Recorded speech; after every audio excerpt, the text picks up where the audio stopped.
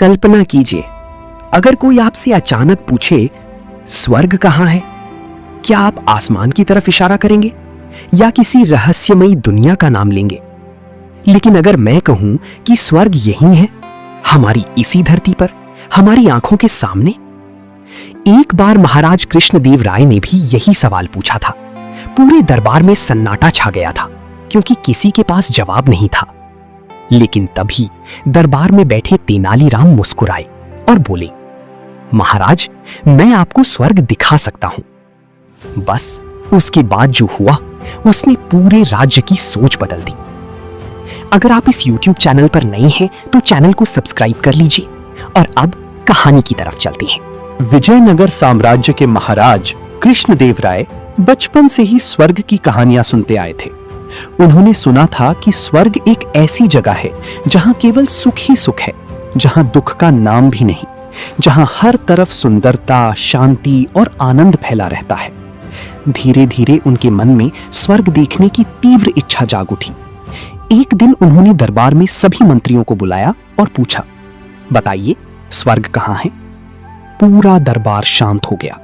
मंत्री एक दूसरे का चेहरा देखने लगे। किसी के पास उत्तर नहीं था। तभी चतुर तेनालीराम आगे आए। उनके चेहरे पर हल्की मुस्कान थी। उन्होंने कहा, महाराज, मैं आपको स्वर्ग दिखा सकता हूं। ये सुनते ही दरबार में हलचल मच गई।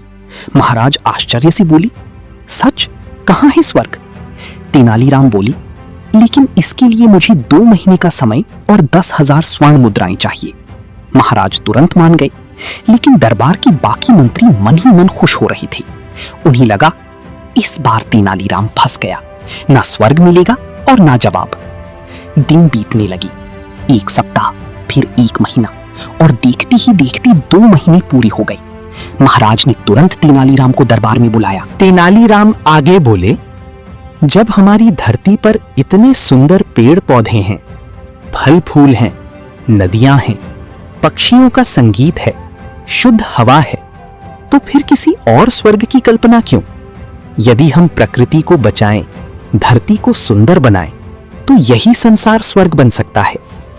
महाराज कृष्णदेव राय अब सब समझ चुके थे। लेकिन तभी एक मंत्री बोला, महाराज, इनसे पूछिए कि 10,000 स्वर्ण मुद्राओं का क्या हुआ? सभी की निगाहें तेनालीराम पर टिक गईं। तेनालीराम मुस्कुराए और बोले, महाराज, उन्हीं स्वर्ण मुद्राओं से मैंने इस स्थान पर दुर्लभ पौधे और उत्तम बीज लगवाए हैं, ताकि हमारा राज्य भी हमेशा हरा भरा और सुंदर बना रहे। ये सुनकर महाराज अत्यंत प्रसन्न हुए। उन्होंने तेनालीराम की बुद्धिमानी की प्रशंसा की और उन्हें ढेरों पुरस्कार दिए। बाकी मंत्री बस शर्म से सिर झुकाकर खड़े रह गए। स्वर्ग कहीं आसमान में नहीं, अगर इंसान चाहे तो अपनी धरती को ही स्वर्ग बना सकता है।